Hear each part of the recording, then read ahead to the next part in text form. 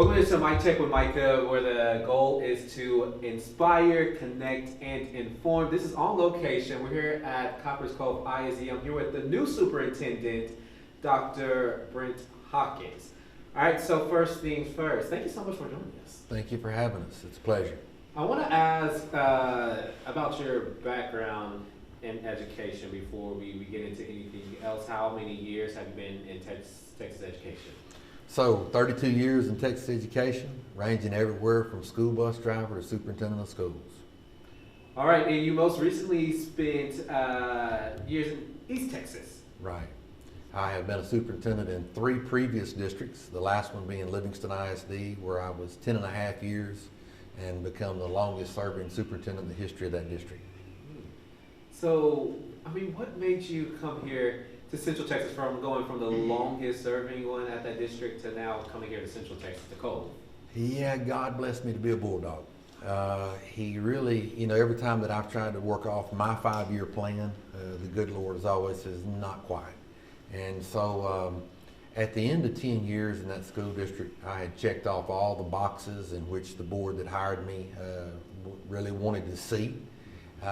We thought the district was in a really good spot for somebody to be able to come in and take it and move it forward in a higher direction. And so just began praying. My wife and I started looking, and as you know, in education, there is jobs that are scarce in every facet of our school systems. Teachers, bus drivers, cafeteria workers, paraprofessionals, secretaries, principals, and the superintendent is not different. There is a huge superintendent shortage, and so there were a lot of positions that are open. I think there's 70-something superintendents out of 1,024 ad valorem districts in the state of Texas. It was open. And so I just started praying, researching, and looked at Copperas Cove as a really good fit for us. Yeah, what made it such a great fit for you and your family? Well, it still has a small town atmosphere. And when I looked at the district, I'm used to coming into districts that have academic distress, and that wasn't the case for Copperas Cove. It is a very exceptional district. When you start to get old, you got superintendents all over the state of Texas that when they hit 30 years of service, they go on to their next career. And I'm not ready for that. But I also know that in 30 years of service, I'm not as, I have to do a whole lot more by wisdom than what I did with energy as a 30-year-old superintendent. And so when I look and I see this district, Copperas Cove, sitting out there, and I know the brand that it has, I know one thing, and that is it has a very high ceiling. And that's what I was looking for. I wanted to find a very good district, something that was a change, a very good district that we could make into a premier district in the state of Texas. And I want to ask, I know that you're coming into a new district, so obviously you have to learn that district, understand its needs and such. You recently held a meet and greet, I believe, on January 15th. What are some of the things that you've learned from parents in that meet and greet? Well, I think the thing is it solidified what brought us here, and that is the small town feel of Copperas Cove definitely charges the value that the community has for that district. They're very passionate about their school system. They're in love with their school system. It is kind of the center of the community. And so as you talk through and you start to hear the themes of what it is that they feel we're doing great, what it is that we need to improve on, we win and lose with people. And when you've got great people that want to see great things happen in the school district, then, together as a team, we can make those things happen. And speaking of people, got to talk about your own people, students and staff. Staff more specifically, we know across Texas, around the nation as well, staffing shortages from, bus drivers to actual teachers, cafeteria staff. Looking at the district so far, what are some plans and goals to improve recruitment and retaining staff? Well, I think the first thing that we got to do is to ensure that we're building a culture and a climate that's conducive to people wanting to be in Copperas Cove ISD. We have to build relationships with each other. We have to have a family that sets a high standard for one another. High achievers kind of flock together. And that doesn't mean we're like pigeons or anything like that. But what it does mean is that when people buy into a shared vision and they come to school with people around them who love each other, because it's like I tell everybody, leaving Livingston was very difficult for me. Not that I left Livingston, but it was the people who I left there. In 10 years, you build deep relationships. You become a family. And when you walk away from your family, it's very impacting. And so I think the same thing in Copperas Cove. You got people that love this school district. And it's my job to go out and to become part of their family and to make connections with those people to ensure that our climate and our culture will draw people to this school district. And so the ultimate goal and I guess standard of recruitment and retention is just making sure you have that culture. That's pretty much it, right? Well, it is, but it's I think that's the main piece. But the best predictor of future performance is prior performance. And I think that in Livingston, we went from a district that was one of the highest turnover and mobility rates in the region to one of the lowest mobility rates and turnover rates in the state this past 2 years. We had less than 10% of our people turned over. And when we have convocation and everybody comes back in and the cheerleaders are there and the band is welcoming all our staff back, and we ask our people, if you were here last August, please stand up. And over 90% of the staff in that building stood up. That's a great win for students. You have to do the best that you can with your salary instrument. We have to make sure that we are competitive in that regard, and then we combine that with the culture and the climate of being a family and having high expectations. Everybody wants to be part of something special. And so when people buy into that shared vision of being special, you can recruit and you can retain people. When you look across the state and you look at our profession today, there's a lot of folks that maybe coming into the profession as a career, and that's great. But we also have to remember that this career is a calling and that we impact the lives of those we serve. And whenever we're able to do that and we're able to change the trajectory of young folks, that whatever they're on, maybe they're battling generational cycles of poverty, and we put them on a northerly trajectory to where they can go out and be the best version of themselves, that's special and something that lasts long after we retire. And people always used to say it takes a village to raise a child. I mean, basically raising thousands of kids.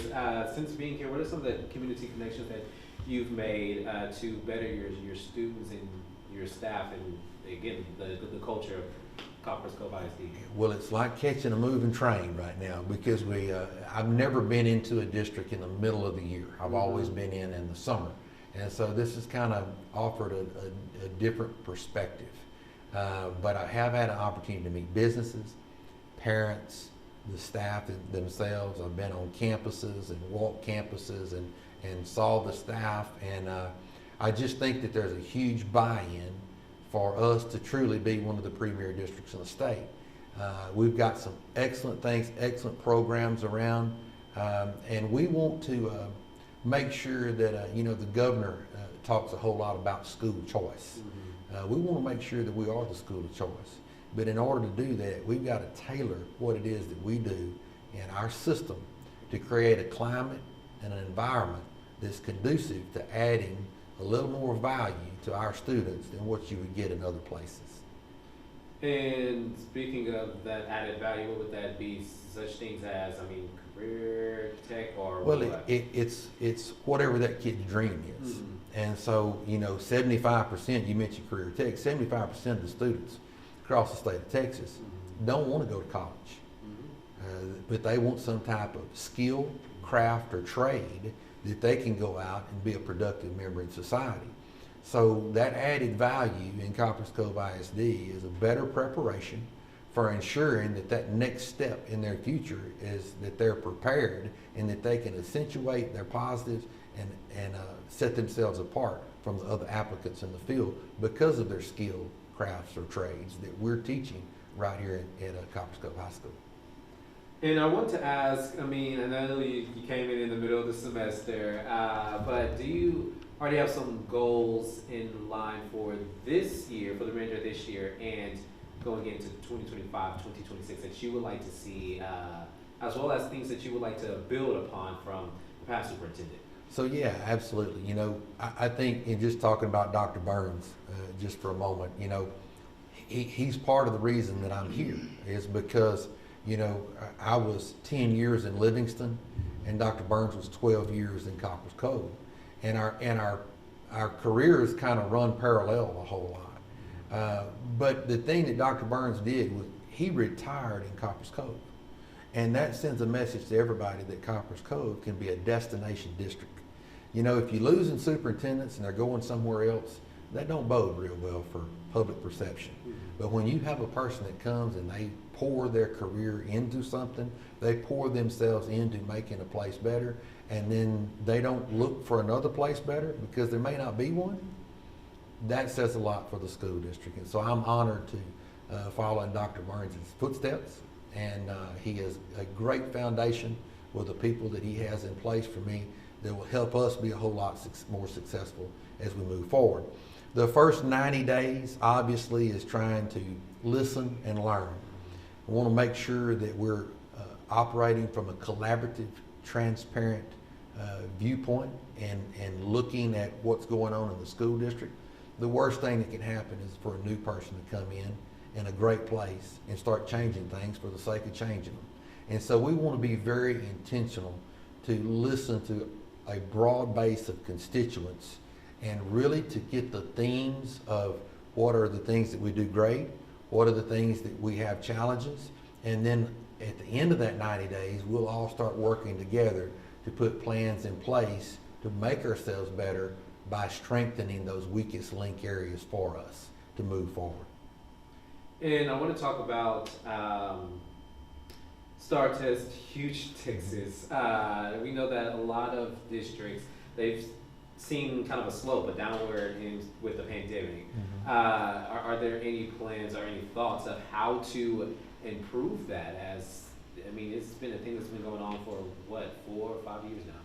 Yeah. So you know, I think the first thing that I'd say about the STAAR Test is that, you know, I'm not a fan of it. I think if you polled 80% of the, or if you polled all of the parents, the 5.5 million parents in the state of Texas in public education, 80% or more of them would have an adverse response to the STAAR Test. I do not think that it is aligned with what we're trying to do in public education or education, period. It is not aligned with the type of students that we're trying to turn out. Now, with that said, it is state law. And because it is state law, we're going to abide by state law.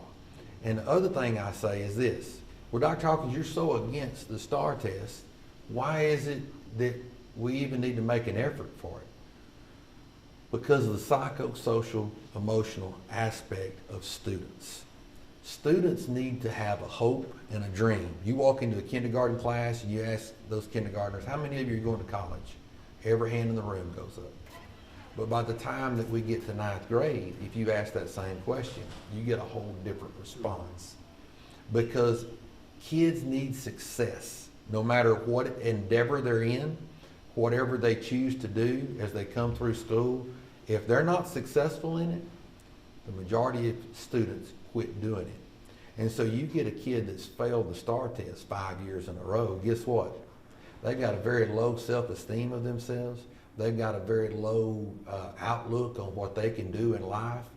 And so what we have to do is we have to ensure that we're teaching the state standards to a level that our students can be successful for them, for their own hopes and dreams, so that we can continue to build off positives for them. And so quite frankly, we've missed the mark. The state of Texas needs to change the test, and proof that it does, how many private schools today are taking the STAAR Test? That says a lot right there. I mean, speaking of kind of that thing, we know, and I didn't ask you about this earlier, but we know the legislative session started. I mean, that's a huge thing. Funding for public schools, looking at that, funding for private schools. I kind of want to get your thoughts on this as a superintendent of a public school and what you all would like from lawmakers to do to help you all out. Well, the first thing I'd like to say is that we all need to live within our means. And when you take public tax dollars and you push them over into a private school, personally, I have a problem with that because I don't think the state can afford it. And I haven't seen a model anywhere in the United States that contradicts what I just said. I don't think the state of Texas can afford to run two school systems. But with that said, from just strictly a practitioner standpoint, if we're going to have two school systems, then let's make sure there's competition. When we talk about school choice, let's make sure that there is actually school choice. And the only way that they can be competition is if the playing field is level. So whatever you do with one tax dollar going into a public school, you need to make sure those same stipulations are in the tax dollars that goes into private schools. When we look at public schools, we've been unfunded. There's no other entity that I know of in the state of Texas that has not been funded any differently since 2019. When the pandemic hit, it impacted every household in the world. It impacted every organization in the world. You saw in the last legislative session, the state of Texas come in and funded all other state agencies. Public schools have been living off credit cards. Over 80% of the school districts in the state of Texas have been living off of their saving accounts. That's not a legitimate way to run a business. And so the state of Texas needs to come in and adequately fund public schools. I also know that you're hearing a lot of rhetoric out of Austin that says that we're funding we're funding education more than we've ever done. And there's some truth to that, but there's also a lie to it because it's misinforming the public. We're funding public education more than it's ever been funded because there's more students than it's ever been funded. So when you look from a per pupil ratio of students, and you know that 80% of all school budgets revolve around staff, school districts have to continue to make sure that their staffs are somewhat adequately funded. And so the cost of education has went up, but we're on a fixed income. We're not like Chick-fil-A. If Chick-fil-A has an increase in cost, what they can do on that number one, that chicken sandwich, is they can raise the price. School districts can't do that. And so we've been literally building brick without straw for several years now. And so it's imperative that just these areas, if we could get an increase in the basic allotment, which is about $1,400 a student, then we could be where we were in 2019. Not moving forward, but where we were. If we could ensure that our special needs students are adequately funded because the federal government has reduced the amount of funding that they're giving to our special needs students, that would be greatly needed in a very high growth area of our schools today is special needs. And then the last thing is, we got to quit passing state mandates from Austin that we don't fund in our local school districts. For an example, safety. We've done a lot of expense as a state in building fences and fortifying schools, but the greatest thing that we can do in schools is to ensure that we have boots on the ground. Those security officers, those school resource officers that were mandated, state's not paying for them. And that's millions upon millions of dollars that come out of an already strained public education budget in your local school district. So I want to ask, how has that made your job more difficult, if any? Well, it's extremely more difficult. In 16 years in public schools, I've never run a deficit budget. And so I walk into a school district that is running a deficit budget. Copperas Cove ISD has a $2 million deficit. And so we've got to look at things and try to adjust our business models to ensure that we are maintaining a balanced budget. And so we're having to do more with less. That's straining the public school employee because they're having to wear multiple hats beyond what is reasonably should be asked of them. And so what are you, and I don't know if you can, because I know you just started, but what are you looking to do to kind of close that gap in budgeting for the district? Well, right now, we're doing audits. At every area of our district, our staffing is going through an audit, our salary studies is going through an audit, we're going through energy studies is going through an audit. And so we're having to look at things and rethink the way that we've done things. We're having to try to become more efficient, like the room that you're sitting in right now does not have LED lighting in it. And so we're going to have to probably invest some of our savings in order to do some things to where we can operate and function more effectively just to even have a chance. And I guess I'll turn my attention away from budgeting and funding to something that just is going to interest a lot of kids and parents. We've seen multiple districts across Central Texas. I mean, even next door, Copperas ISD was one of the first in our area to limit or ban cell phones in the classroom. I mean, coming in, is this something that you're thinking about possibly doing for Cove ISD? Well, personally, I'm real old school. I was raised by a World War II veteran, and so everything that I come from comes from a real old school mentality. And so, yeah, I would like to take my own personal cell phone and turn back time to the 80s where there wasn't as many distractions. But with that said, we know that's not going to happen. And so at this point, what we're trying to do is put routines and procedures in place to limit the distractions in the classroom environment so that we can maximize instruction. With great freedom comes great responsibility. If we can't do that, then we're going to have to take more drastic actions like some of the other districts has. But hopefully, we got some great students in CCISD. We got some great staff. Hopefully we can have good routines and procedures and strike some type of balance to where students can still have their cell phones and we can still do the thing that is our main thing, and that's is accelerating learning for our students. So right now, I mean, it's just kind of all accessing and just looking at how stuff is run to see, what is needed for a change in the future. Absolutely. And then, I mean, this kind of along the same lines of you assessing things, but a lot of school districts, well, some, I'll say some, are moving to a 4-day school model. They said this is for staff to help them out, is, for students and such. Is this something that Cove ISD will be looking at? You were talking about earlier, you were surrounded by it with your old district, but you stayed at a 5-day school week. Yeah, so to answer that question, I say this, there is one reason and one reason alone that anybody would even remotely consider going to a 4-day school week, and that's because of the needs of adults in the building. I come from the needs of students in the building as the driving factor of why we stayed with 5-day weeks in my previous districts. During the pandemic, I think we learned some lessons, and the lessons that we learned is how valuable staff is, how valuable that being in a classroom is, because when you're in a classroom, it controls a whole lot of, it levels the playing field for students. When students were at home and we were beaming into their living rooms, there's all kind of things going on in the household.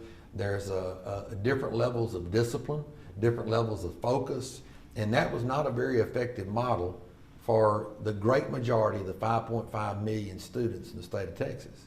Seemed to be a little bit better model, the data says, in the more affluent homes than in the socioeconomically disadvantaged homes. In the state of Texas, you have kids that are hungry, that need to come to school to eat. You have kids that need to come to school because in some cases, some of the kids in the state of Texas come to school to be loved. They don't get loved at home, and they need the interaction, they need the mentorship, they need the things that the wonderful educators across the state of Texas bring.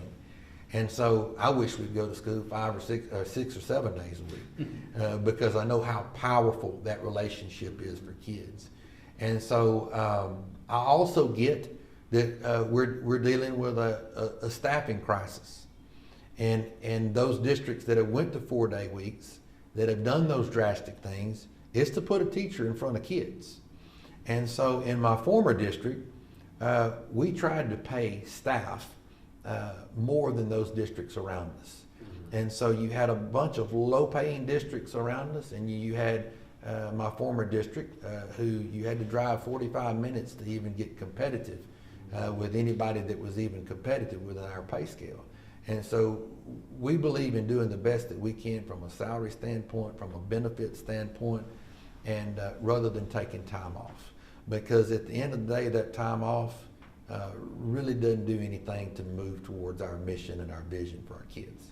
I just want to have more questions, but I want to ask, there's been several school districts that closed because of the flu, illnesses.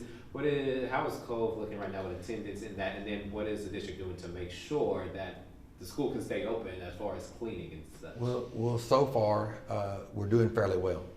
And there are pockets of where there's outbreaks, but just like in the pandemic, the heroes to keep kids in school is our custodial department, our maintenance department, to ensure that there's great airflow in your building, to ensure that there's sanitation that's going on in the building.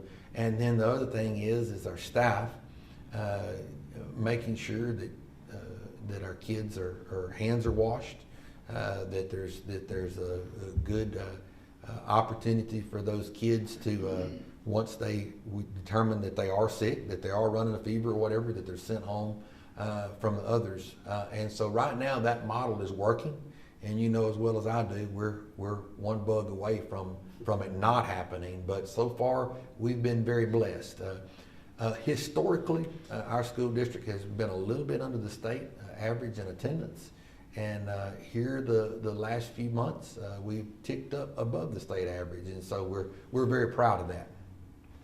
Yes. Is there anything else you would like to say we should know, parents, students, staff should know that you would like to say? Yeah, absolutely. I think the buzzwords of choice is out there, and the governor is continuing to talk about school choice, and here's the whole deal with that. The best teachers in the state of Texas are in public schools by far, and so when you can continue to keep high quality teachers that build great relationships with kids, when you walk through the halls of Copperas Cove ISD, you start talking to teachers, there's a whole lot of teachers that graduated from Copperas Cove. That tells you that there's something special about this school district, that they're wanting to come back and serve, that they're dedicating their lives to a career and a calling to help the next generation of Bulldogs. And so we want to continue and focus on that, but we're also going to be looking at ways to ensure that choice is all across our school district, whether it's a kid that wants to have an associate's degree, is 14 years old and walks into their first college class, or if it's a kid that wants to become a welder, if it's a kid that wants to become a chef, if it's a kid that wants to go into health care and by 18 years old be a licensed nurse.